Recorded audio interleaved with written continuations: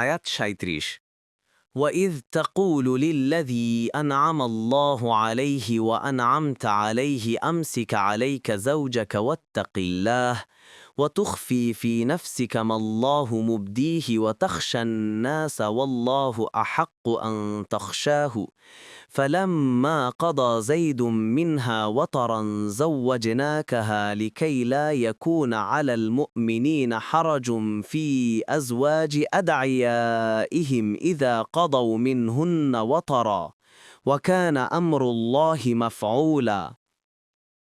অনুবাদ আর স্মরণ করুন আল্লাহ যাকে অনুগ্রহ করেছেন এবং আপনিও যার প্রতি অনুগ্রহ করেছেন আপনি তাকে বলেছিলেন তুমি তোমার স্ত্রীর সাথে সম্পর্ক বজায় রাখো এবং আল্লাহর তাকওয়া অবলম্বন করো কেননা আপনি আপনার অন্তরে গোপন করছিলেন এমন কিছু যা আল্লাহ প্রকাশ করে দিচ্ছেন এবং আপনি লোকদেরকে ভয় করছিলেন অথচ আল্লাহকেই ভয় করা আপনার পক্ষে অধিকতর সঙ্গত।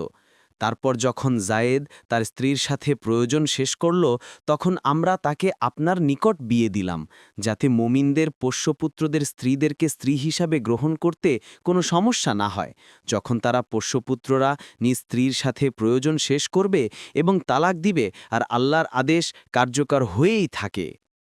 তাফসীর ১ নং ফুটনোটের বিবরণ অর্থাৎ স্মরণ করুন আল্লাহ ও আপনি নিজে যার প্রতি অনুগ্রহ করেছেন তাকে বলছিলেন যে তুমি নিজের স্ত্রীর সাথে সম্পর্ক বজায় রাখো এবং আল্লাহর তাকওয়া অবলম্বন করো।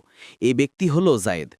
আল্লাহ তাকে ইসলামে দীক্ষিত করে তার প্রতি প্রথম অনুগ্রহ প্রদর্শন করেন। জায়েদ জাইনাব রাদিয়াল্লাহু আনহার সম্পর্কে ভাষাগত শ্রেষ্ঠত্ব, গোত্রগত কৌলিন্যভিমান এবং আনুগত্য ও শৈথিল্য প্রদর্শনের অভিযোগ উত্থাপন করতেন। একদিন জায়েদ রাদিয়াল্লাহু আনহু রাসূলুল্লাহ সাল্লাল্লাহু আলাইহি ওয়াসাল্লামের খেদমতে এসব অভিযোগ পেশ করতে গিয়ে জাইনাবকে তালাক দেওয়ার ইচ্ছা প্রকাশ করেন, কিন্তু রাসূল সাল্লাল্লাহু আলাইহি ওয়াসাল্লাম তাকে বললেন নিজের স্ত্রীকে তোমার বিবাহাধীনে থাকতে দাও এবং আল্লাহর তাকওয়া অবলম্বন করো। দেখুন বাগভি ফাতহুল কাদির তবারি। ২ নং ফুটনোটের বিবরণ এর ব্যাখ্যা এই যে আপনি অন্তরে যে বিষয়ে গোপন রেখেছেন তা এই বাসনা যে জায়েদ রাদিয়াল্লাহু আনহু জাইনবকে তালাক দিলে পরে আপনি তাকে বিয়ে করবেন। দেখুন ফাতহুল কাদির বাগভি। আর ৩ নং ফুটনোটের বিবরণ অর্থাৎ জায়েদ রাদিয়াল্লাহু আনহু যখন নিজের স্ত্রীকে তালাক দিয়ে দিলেন এবং তার ইদ্যত পুরা হয়ে গেল, প্রয়োজন পূর্ণ করল শব্দগুলো স্বতঃস্ফূর্তভাবেই এই কথাই প্রকাশ করে যে তার কাছে জায়েদের আর কোনো প্রয়োজন থাকল না। আর ৪ নং ফুটনোটের বিবরণে অর্থাৎ আপনার সাথে তার বিয়ে স্বয়ং আমরাই সম্পন্ন করে দিয়েছি।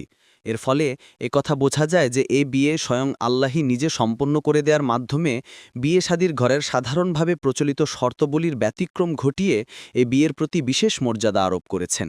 দেখুন তবারি বাগভি।